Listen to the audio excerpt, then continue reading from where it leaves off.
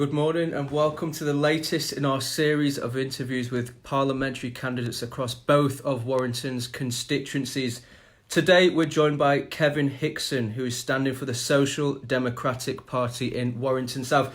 Kevin, thank you for joining us today. Just to start, how is the campaign going so far? Okay, first of all, just say thank you for inviting me.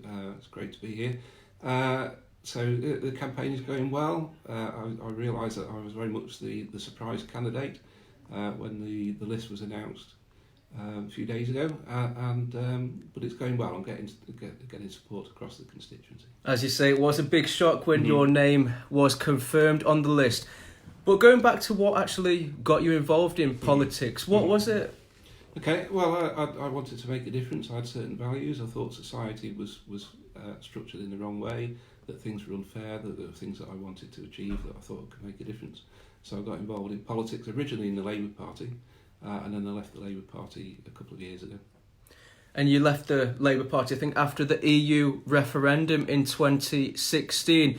Was it specifically Labour's stance on Brexit which made you primarily. leave? So I was a member at the time that Jeremy Corbyn was elected. I didn't vote for him, but he won the contest fair and square, so I thought I would try and support him. But the Labour Party became increasingly factional at that point, really, and quite an unattractive political party in many ways.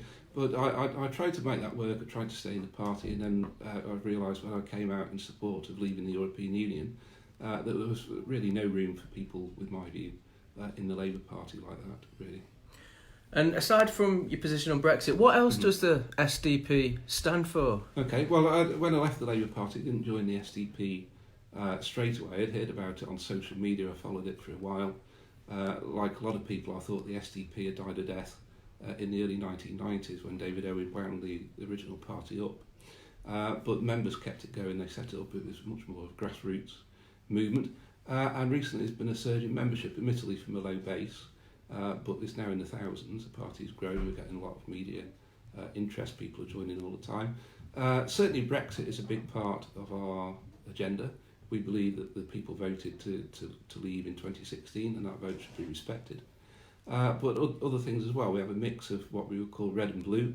So some elements of that you would originally associate with the Conservatives, like getting Brexit done, like a points-based immigration system, belief in the nuclear deterrent and so on, but also policies that would be traditionally associated with the Labour Party, things like a properly funded welfare state, an end to austerity, a rebalanced economy away from the southeast to the north, away from financial services. The crisis the crash in 2007 showed how dependent we were on financial services. So it was right that we try and rebalance the economy to new forms of manufacturing and so on, as I said, away from the southeast to the north, and see growth in the north. And sticking on the UK's scheduled departure from the European Union, are you completely behind Boris Johnson's Brexit deal, and do you believe that is the best for the UK? Okay, well, if Boris had succeeded in becoming the leader when David Cameron stood down, and he'd come back with this deal, if this was the first offering, I think I would have been critical of it. It's not a perfect deal in lots of ways, but we are where we are. We've had so much drift and delay. The negotiations really, frankly, were messed up by Theresa May. So the deal now that we have is better than Theresa May's deal in key respects. It's not perfect, the amount of money that we would give to the EU. Personally, I would like to see see that lowered. There are problems with the position in Northern Ireland and the border down the Irish Sea, which is potentially risky.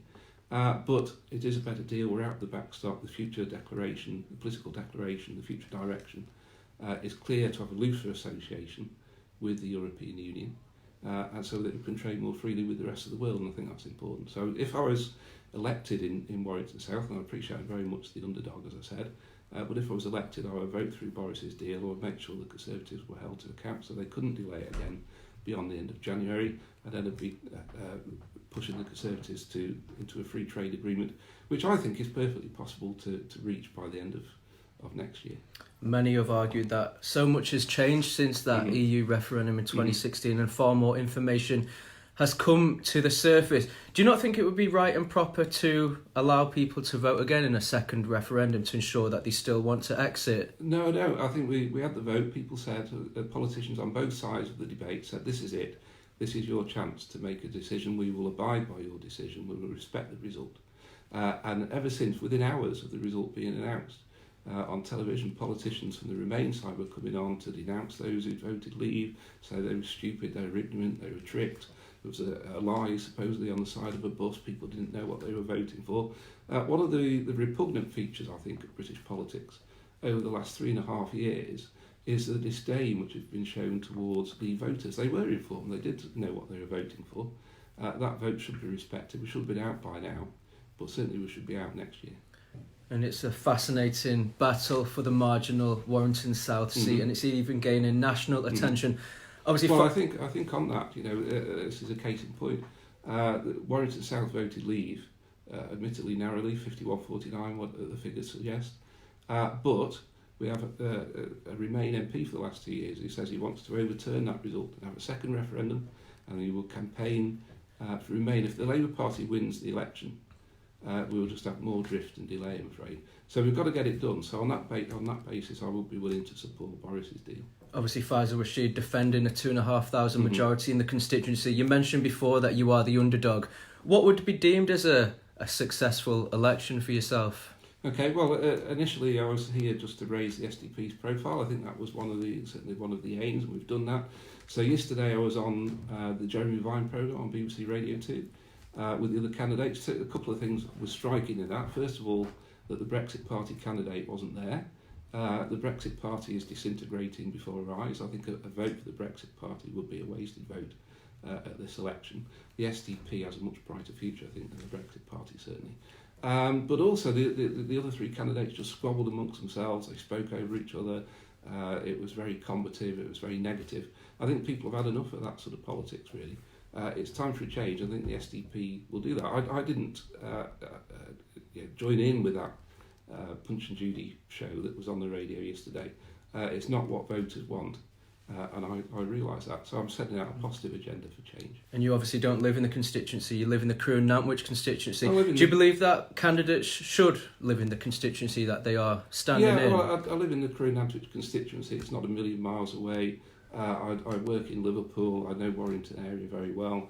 I will move to the constituency if I am elected next month, and I will have a very visible office, and I will hold surgeries in all parts of the constituency. A very diverse constituency, so it's important to get out in the whole of the constituency. And almost impossible to get away from Brexit, but let's try for a second. Yeah, sure. Do you believe more local issues such as Greenbelt development, traffic and the NHS also have a key role to play in the election? Yeah, absolutely. These are real issues nationally and locally. And again, the SDP has its own take on that. We need a new hospital. None of the candidates are going to say they don't want that. In terms of transport, the link road could be important in solving that, but it will also destroy a lot of Greenbelt. And I think the real issue to solve the traffic problems in Warrington is to move towards public transport. So the SDP would scrap HS2. It's a huge financial drain. Originally it was predicted at 56 billion. It's now gone up to 88 billion. Experts say it will exceed 100 billion. It's a huge waste of money just to shave 10 to 20 minutes off a journey. So we would stop that. We would invest the money in buses. Certainly regional railways need a lot of improvement. I use those railways. I know how bad they are. I would be trying to improve those, and also high-speed HS3 link in the towns and cities of northern England, which is the way to redevelop the economy in the north, really, and that would include Warrington. So that's what I would do. Focus much more on public transport to solve the transport problems.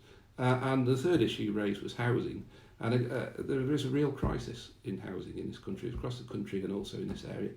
Margaret Thatcher in 1979 rightly allowed people to buy their own council houses, but because she disliked local government, she wouldn't let them spend the receipts.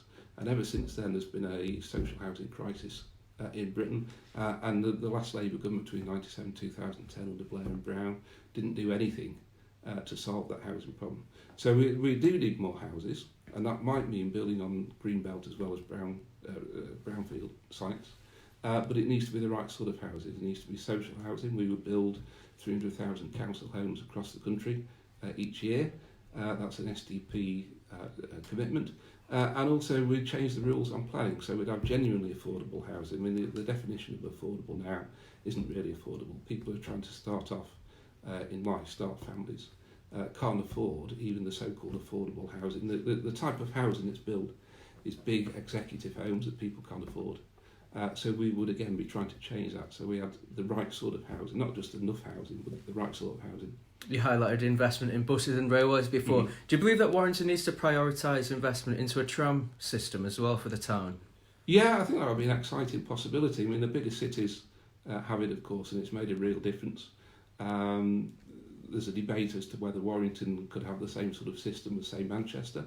But certainly I think that we need to look at those sort of options, as well as the buses, as I said, and regional railways to improve transport. Really. We can't. There's no point just building more and more bypasses and then they clog up and then you need a bypass to bypass to bypass, you know. So you've got to invest in public transport.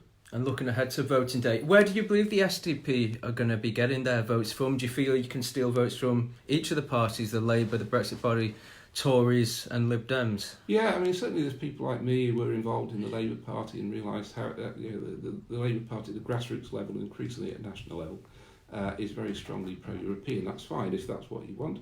But a lot of Labour voters don't. 40% of Labour voters voted to leave the European Union, and they're being disrespected by the Labour Party. But if the Labour Party or the Conservatives have one good policy and 10 bad policies, why put up with the 10 bad policies just for the one good policy? I'll be trying to take votes off all the parties. And are you confident that the divisions following Brexit can sort of be repaired in the years to come? Yeah, I think they can, if it is done. I mean, there's been 3.5 years of Project Fear. People are anxious about the future. They've predicted that if there was a Leave vote in 2016, there'd be an immediate recession. There wasn't. All of these predictions have been proven wrong. What we need to do is to get out to honour that result, and I think that will heal the divisions. There'll always be some who are strongly pro-European, who want to go back in, who don't want us to leave at all, but I think the majority will be won over once we leave the European Union. And if you're not elected on December the 12th, would that be the end of the road in terms of your political ambitions to become an MP? Well, I've got political ambitions to become an MP. I wouldn't say I was a careerist politician. If I was a careerist, I wouldn't have left one of the big parties with all the support and infrastructure that I have to support a party which I believe has the right policies. And I'll certainly be continuing to work hard for the SDP to raise its profile to get elected representatives. And how many members roughly would you say the SDP has here? And is it a growing organisation? It's growing. I mean, it's growing rapidly compared to the big parties. You know, still pretty small. We don't have the big financial donors from business like the Conservatives have, or the trade unions with the Labour Party.